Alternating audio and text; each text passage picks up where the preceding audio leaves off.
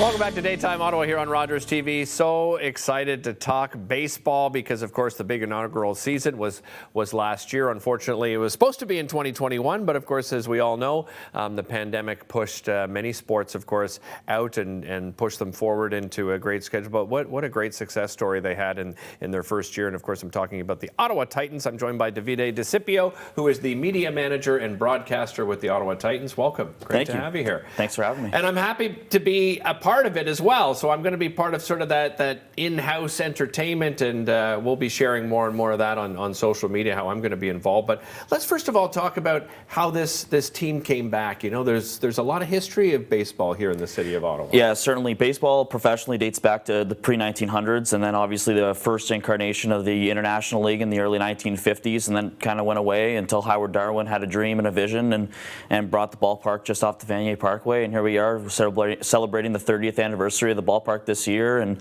there's been a lot of changeover in the last 15 years, but the motto of the team, here to stay. So we hopefully are here for a while.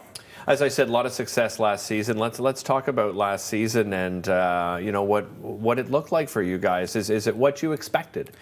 No, I mean, we couldn't have dreamed it any better, right? Yeah. Making the playoffs in an extremely tough division.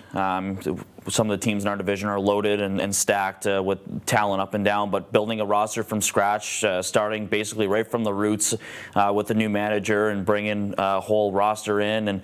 And we started off 5-4, so we were scratching thin right off the hop, but finished 56-39, tied for third place, tied for second, but ended up being in third. Had to go on the road and win a one-game sudden death wildcard game in the playoffs, and hit the ball around the ballpark all night long, and came out successful, and came home for a first round or a divisional series against Quebec, so a Canadian rival, and ended up shutting them out. Had two chances to close it out. Ultimately didn't get it done, but obviously a lot to build on for this year. A bunch of the core is back. Nice. The manager signed multi-year extensions, so we're in it for the long haul here, and we got a solid foundation built. Davide, how would you describe the Frontier League to people? Because these are still ball players that, you know, some of them are you know, still have an opportunity to go to the big leagues, right? Yeah, certainly. So we, as a team, as an organization, we play to win, and we put the best talent on the field possible. So the Frontier League is an independent league, one of 4 in North America. So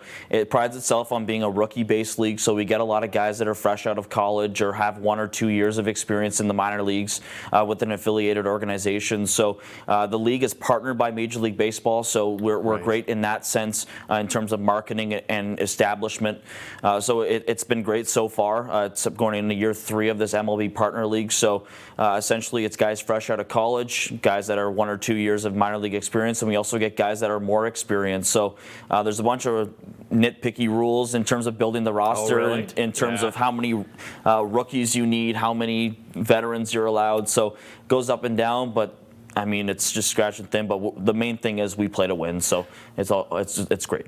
How would you describe the makeup of this year's? I know you have some returning players, but there's some new players that you guys are really excited about as well. Yeah, certainly. We've got some guys that are well established in this league already and established within our fan base in this market here in Ottawa that are returning from last year. If I'm not mistaken, 70 to 75% of our roster is returning this year. So there's a lot of changeover, especially in independent baseball on a year-to-year basis. But Bobby Brown, our manager, who's going into a second year with our club and 11th overall in professional baseball, he's got all the connections ins and out. He's wheeling and dealing almost every day, and we've got some guys with stature at the AAA level in minor league baseball. And we've also got some guys that have pretty solid bases at the independent level that know how to win in this league.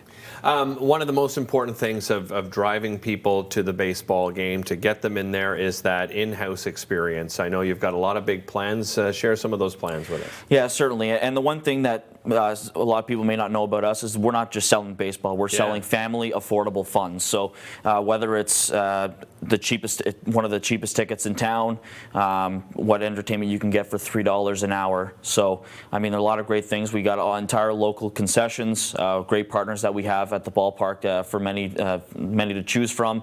And then it's your in-game promos. So we have as much fun as we can. So we're not reporting to anybody, so we can put together all the wacky promotions that are coming up. Obviously, fireworks are great and bring people out to the ballpark.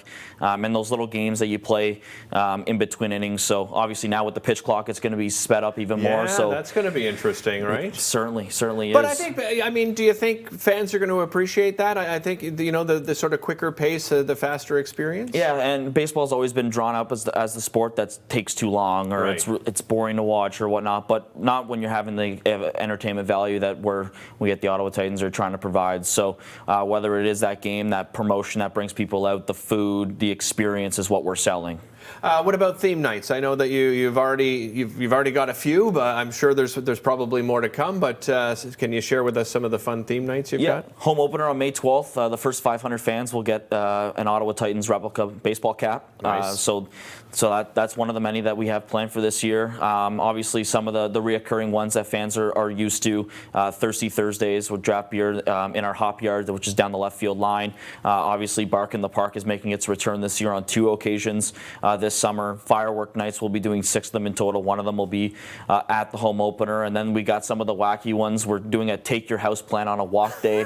Nice. So any fans that are out there that love their certain plan at their home, they can bring it on out to the ballpark and just name tag night. So what we envision is fans taking the "Hello, my name is" sticker, placing it on their chest, and at the end of the game, we try to reunite all the Dereks together. We're going to reunite all the Sarahs together. So we're just trying to have a fun time. Yeah, it's going to be a great experience. Groups and suites available as well, right, Dave? Yeah, certainly. Obviously, the suites are more on the corporate side, but obviously it's for someone that's looking to entertain up to 16 people. Starts at the minimum, and obviously the groups start at 10 or less. And again, it's at an affordable price for those. And obviously, there's many amenities in our ballpark, whether it's right in the stands or in our hop yard, which is our picnic zone down the left field side. So fans usually migrate to that side. But obviously, you're just trying to have fun in your group and socialize, which some people haven't been able to do in the last couple of years. Agreed. I cannot wait for the season to start again. Thanks so much, Davide. I really appreciate you joining us. Home opener is May the 12th. And of course, you can find the entire schedule at ottawatitans.com. I hope I see you out there at the ball game. We'll be right back after this.